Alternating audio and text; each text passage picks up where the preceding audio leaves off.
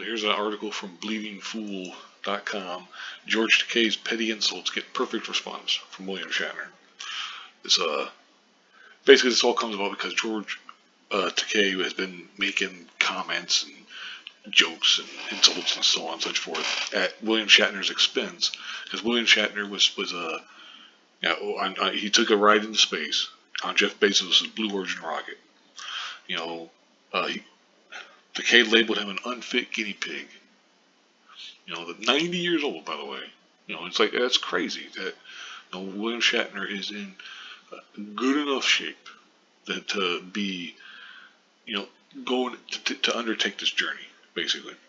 But he's boldly going where other people have gone before. Takei remarked, "He's a guinea pig, 90 years old, and it's important to find out what happens. So 90 years old, he's going to show a great deal more on the wear and tear on the human body, so he'll be a good specimen to study." He continued. "Although he's not the fittest specimen of 90 years old, so he'll be a specimen that's unfit." And here's some guy, or Ash Short, saying, "So you're jealous without saying you're jealous." That's the word, Takei called him that and stuff. And then here's the response from William Shatner, his Twitter account. "Don't hate George. The only time he gets pressed is when he talks bad about me. He claims 50 plus years ago I took away a camera angle that denied him 30 more seconds of primetime TV.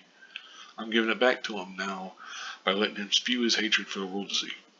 And he signed it, Bill the Pig. And it's the kind of thing where it's like, that's the truth. Like, it sits up here that Takei has launched his usually one-sided battle.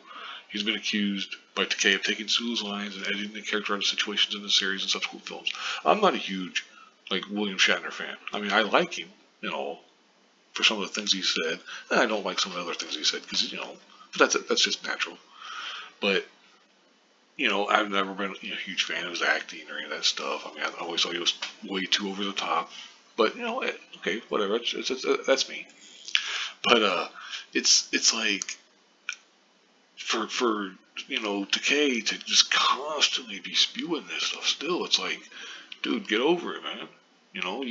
He's had his career. I mean, he's been Takei. Speaking of Takei, he's done things and stuff. So it's not like he's just been unknown. I mean, hell, people always whenever they start talking about anything like Star Trek, either he reaches out to them or they reach out to him, whatever.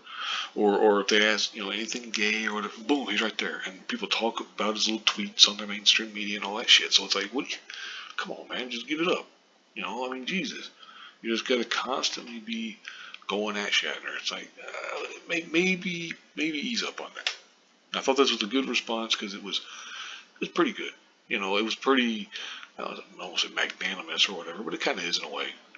But anyway, that's basically the way you respond to him. It's like, it'd be one thing if you started attacking Takei and calling him, petty and this and that and stuff. People all of a sudden it becomes, oh well, William Shatner keeps attacking George Takei instead of the other way around.